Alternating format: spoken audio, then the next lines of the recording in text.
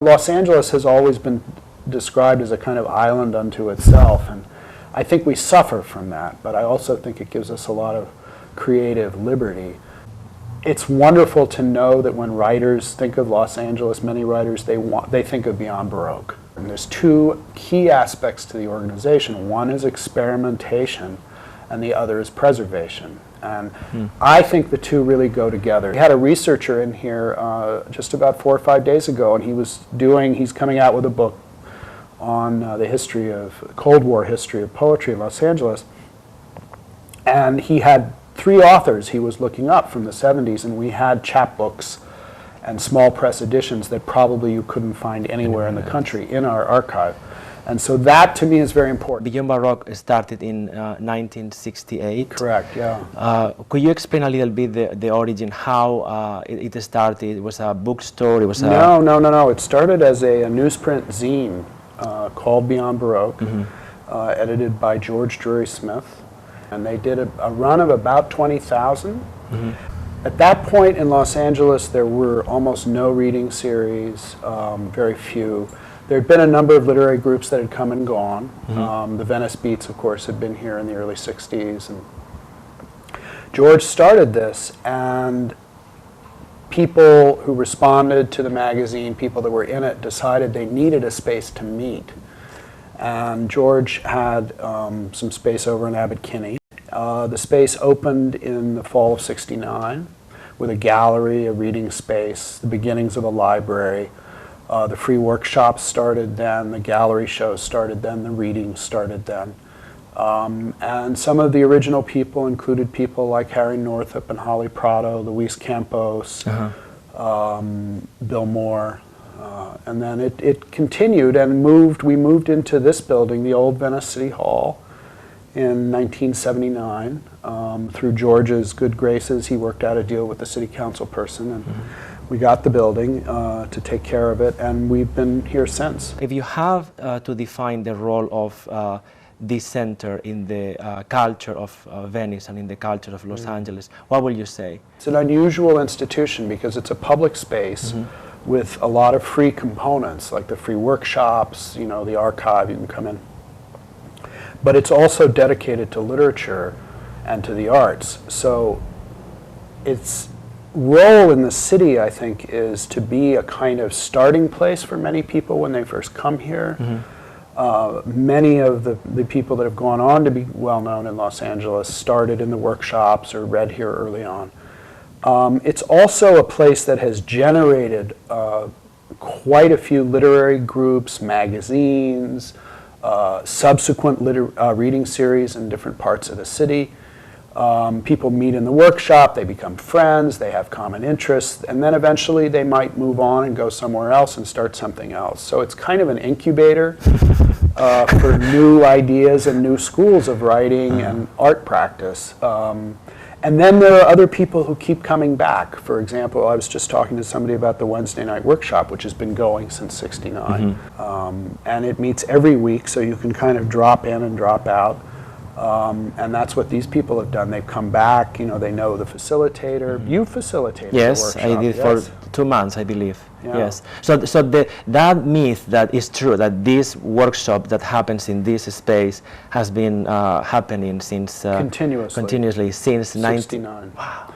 Now it's, again, like as I was saying, I think at one point one faction split off and started a workshop about 100 yards away in the building next door. And so there've been, it's gone through different phases, but I believe, as far as I know, it is the only continuous free workshop practically in the country. I think it's one of the longest.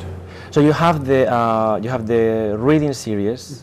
How many do you have right now? Between 80 and 100, somewhere around 90 a year, 90 events. Now that includes dance, it includes film, new music, experimental music, some performance, group readings. We try to honor publications, we try to honor people. It's part of our function, I think, as a community center and gathering place. I know you hate talking about celebrities. That's why I moved to Los Angeles, Mariano. Christopher Isherwood right here. Yes. And Raymond Carver. Raymond Carver. Okay, who else? Allen Ginsberg, Amiri Baraka, Alice Notley, Ed Dorn, we had Ed Dorn's, I think, last reading here. John Ashbery, Marilyn Hacker. It's quite a list. It's quite a long list, yeah. Do you also have, as part of the center, is a publishing company? We have an imprint, which I started in '98, Beyond Baroque Books, and we've done about, I think, 19 books or so, 18 books. We've done a couple magazines. It started with chapbooks, and the imprint actually started with a literary contest judged by Thomas Lux and put together by Jeffrey McDaniel. The books tend to be, they're an effort to explore writing as a textual form, sort of as a concept, and how text plays a role in the life of the community and how it can be experimented with and stuff. So the books have a kind of more specific agenda than the center as a whole. The books tend to have more of my kind of intellectual interest. The center is much more open, and I really try very hard to make sure that as many different constituencies and styles and types of reading and economic backgrounds, race, the whole thing, just as diverse as possible and open as possible. So pretty much anybody could send a proposal or call me up and say, you know, as long as they've published something and they're serious, they're welcome here. Yeah. When I come to the bookstore, I always see a lot of books from published by small presses. Do you have a special connection with are they from the Los Angeles area, from California? We try both in the bookstore, in the readings, and in the archive to really foster, feature, and support small presses. That's a very, very important part of Beyond Baroque. It's been a part of our history. A number of small presses have been based here over the years. Many people, especially in poetry, start with small presses. It's very accessible. For example, we have a lot of chapbooks here.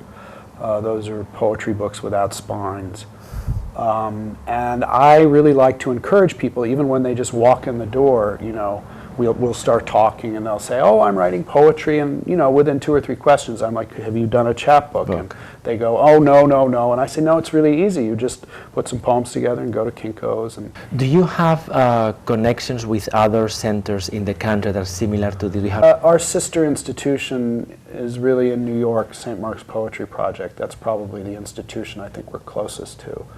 I've known a number of their directors over the years, and we've collaborated on various things.